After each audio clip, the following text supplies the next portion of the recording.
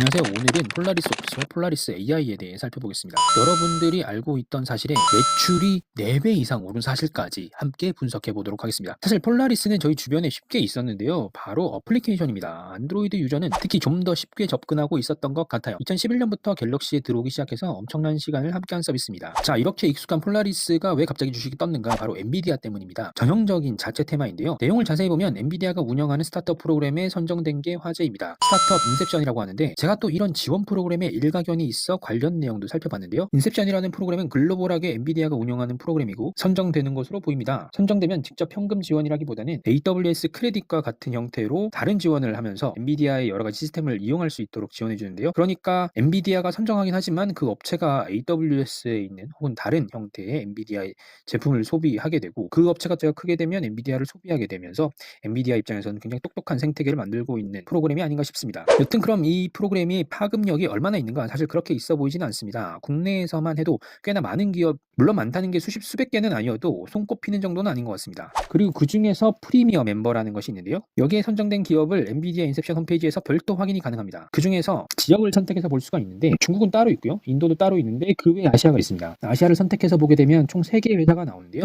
갑자기 아시아의 3개라고 하니까 궁금해지잖아요. 하나씩 가볍게 살펴봤습니다. 이 노토 AI는 영상을 분석하는 스타트업이고요. 자율주행이 뜰 때 핫했다가 지금은 산업 전반이 조금 죽은 느낌이 나긴 하지만 과도기를 지나고 있을 것으로 보이고 생존 기업들을 대상으로 또 다른 모멘텀이 올 것이라고 확신합니다. 그런 관점에서 성장성을 보고 엔비디아에서 선정이 된 걸로 보이고요. 두 번째 기업은 앞에 있는 산업과 유사한데요. 스트라드 비전이라는 기업입니다. 여기 영상에서 소개가 되는 것처럼 카메라 데이터를 활용을 해서 자율주행을 하는 시스템을 개발하는 기술 기업인데요. 이 기업 역시도 영상을 활용해서 하게 되고 굉장히 엔비디아의 제품을 소비하는데 주요하게 영향을 해야 될 것 같습니다. 그래서 이 같은 프로그램에 선정될 수 있었던 걸로 보이는데요. 역시나 흥미로운 기술과 제품을 만들고 있는 기업이라고 생각합니다. 이 3가지 기업 모두 보게 되면 엔비디아에서 지원해줬다고는 하지만 실제로 사업 모델 자체가 엔비디아를 써서 확장하는 사업입니다. 그러니까 엔비디아 생태계가 구축되고 있는 거죠. 폴라리스 AI, 정확하게는 폴라리스 쉐어가 지금 지원에 성장된 건데 폴라리스는 영상 분석이 아니죠. 그리고 실제 폴라리스 계열에서 좀 들여다보면 문서를 공유하는 시스템인데 공유한다라는 개념이 좀 들어보신 적 있으시죠? 요즘 회사에서도 많이 적용되고 있을 텐데 다만 조금 다른 부분이 있다면 모든 MS 제품에 대해서 원활하게 호환되는 것처럼 홍보를 하고 있어서 이 부분은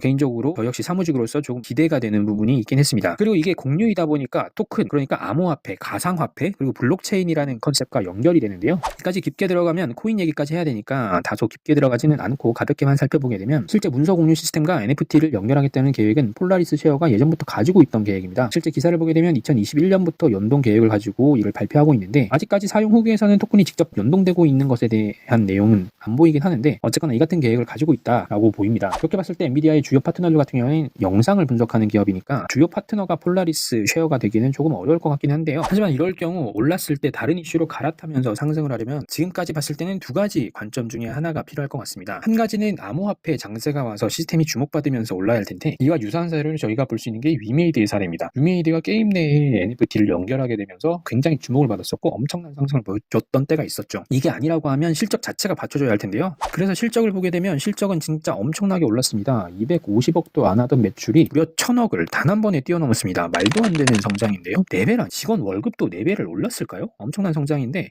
일단 영업이익까지 보도록 하죠. 매출이 4배 오르는 사이에 원가도 굉장히 올랐습니다. 원가율이 원래 90% 정도라고 볼 수가 있는데 그게 조금씩 올라서 지금 2023년의 경우에는 94%까지 올랐습니다. 그러니까 영업이익률로 보게 되면 원래 10% 정도의 영업이익률이 6%로 크게 쪼그라든 건데 이 정도가 무슨 소프트웨어 기업인가 싶습니다. 그리고 실제 그 분석이 많습니다. 매출을 자세히 뜯어보게 되면 매출이 상승한 건 그 사이에 편입된 폴라리스 세원과 폴라리스 우노에 대한 영향입니다. 그리고 심지어 매출까지도 차지하는 비중을 보게 되면 게임 회사의 매출이 차지하는 비중이 더 높은데요. 연결 매출이 1000억을 넘는데 폴라리스 세원이 440억 정도 그리고 폴라리스 우노가 400억 정도니까 이 2개가 800억을 넘는 매출을 차지하고 있습니다. 그러니까 이게 엄청난 매출을 차지하고 있는 거죠. 그렇게 보면 회사의 기술이나 제품 역량이 아니라 재무 기법을 통해서 회사를 키운 것인데요. 게다가 산업 분야도 보게 되면 자동차와 섬유 분야로 소프트웨어와 크게 관련이 없습니다. 물론 모회사 제품을 자회사가 구매하게 되는 내부 거래 효과 정도는 기대할 수 있겠지만 폴라리스 오피스 매출에 일부 영향을 줄 수 있어도 그게 크게 영향을 끼친다거나 성장성에 영향을 줄 수 있다고 판단하기는 어려울 것 같습니다. 게다가 여기서 좀 더 기타 비용을 좀 보게 되면 관련 관련 기업 손실을 크게 봤습니다. 그전에는 안 나던 관련 기업 손실인데 이걸 좀 자세히 들여다보게 되면 폴라리스 세온에 대해서 지문법 처분 손실을 기록했습니다. 23년에 관계 기업에서 종속 기업으로 바뀌면서 처분한 개념이기 때문에 때로는 이 아래에서 위로 올라간 개념으로 볼 수 있을 것 같아서 비즈니스적으로는 크게 의미가 없어 보이긴 했고요. 하지만 진짜 눈에 띄었던 건 바로 금융수익 부분입니다. 금융수익이 320억 수준인데요. 이렇게 보면 전년 매출보다 23년에 금융수익이 더 높습니다. 금융비용도 100억으로 꽤나 높긴 합니다만 어쨌거나 엄청난 금융수익인데요. 규모의 경제를 통해서 2023년에 좀 증가했다고는 하지만 2022년이나 2021년에도 금융수익이 매출과 비교했을 때 꽤나 높은 비율을 차지하는 것을 확인할 수가 있습니다. 이게 어떤 건지 좀 더 확인을 해봤는데 금융자산의 평가이익이 굉장히 높았고요. 그 금융자산은 MMF였습니다. 공적 자료로는 MMF까지만 확인할 수 있어서 추가 확인이 좀 어려워서 아쉬운 부분이 있었는데 어쨌거나 금융수익이 320억이나 된다는 것은 꽤나 놀라운 부분이었습니다. 여튼 그래서 덕분에 영업이익이 빠졌음에도 불구하고 당기순이익은 크게 올라서 225억 원, 전년 매출에 버금가는 금액을 기록했고 비율로도 매출액 대비 20%에 달하는